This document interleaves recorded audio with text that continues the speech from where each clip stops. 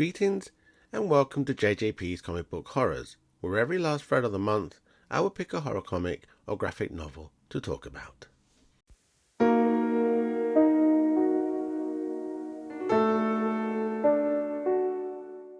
Today's pick is a Catwoman-Vampirella crossover by DC and Harris Comics, which was first published in 1997.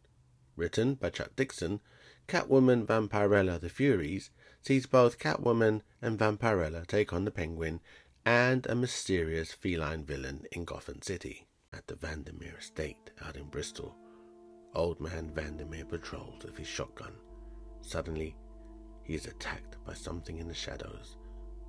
The police arrive at the scene to discover that a cat made from solid gold has been stolen, as Old Man Vandermeer is taken to hospital.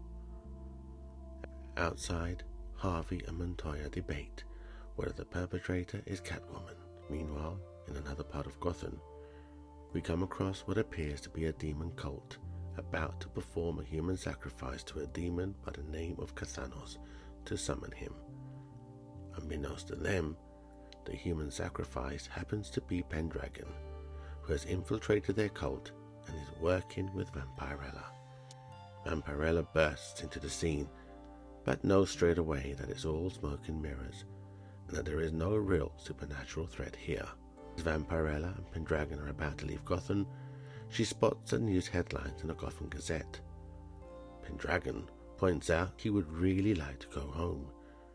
Vampirella, though, insists on staying in Gotham to investigate this case. Then we see Catwoman, who doesn't realize that she is walking into an ambush by Gotham's finest. She avoids capture and manages to make her escape. Then she sees a bat shadow coming towards her.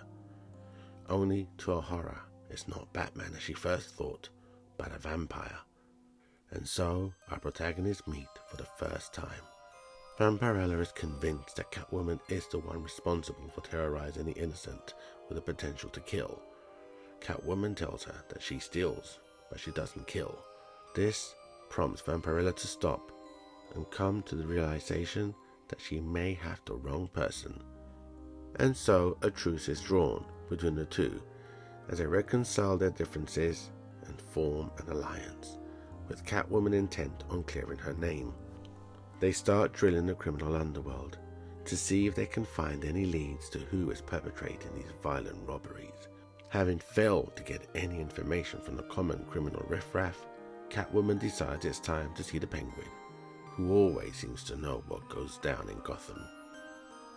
The Penguin tells them that a private collector has the Dowager cats, which are beautiful porcelain cat masks inlaid with gold and jade, which were given as a gift to the Empress of China by the Emperor of Japan. He gives them the address. However, Catwoman is suspicious as to why the Penguin is being so helpful. In the meantime, Montoya and Gordon are doing their own research as to who or what could have perpetrated these crimes. Catwoman and Vampirella arrive at the location that Penguin sent them to. As they investigate, they are ambushed by Black Mask's henchmen. They realize that Penguin has set them up as a big battle ensues between the masked henchmen and our leading ladies. Then the real culprit from the robberies crashes through the windows, joining the fight. Vampirella instantly recognizes her as a weird creature and quickly leaps into action. Vampirella tells her to surrender or be destroyed, but Panther, as she identifies herself as, tells her that she surrenders to no one. Catwoman tries to bail as the fight continues and is relieved when Panther and Vampirella go through the already smashed window. Catwoman contemplates leaving with the Dowager cats, but her conscience gets the better of her. Outside, the battle continues. Then Panther tricks Vampirella by pretending to ask for mercy, then immediately stabbing her. At that moment, Catwoman turns up as Panther flees. Catwoman takes the injured Vampirella to one of her safe houses and patches her up. Then they pay a visit to the Penguin, who was the one setting up all these robberies, then fencing them. Just as they're about to deal with the Penguin for setting them up, Panther turns up, also to deal with the Penguin, However, it turns out that Vampirella has set a trap for Panther and orders Pendragon to shoot at her. Pendragon misses, and Panther attacks Catwoman. Vampirella quickly jumps in and stabs Panther, thus incapacitating her.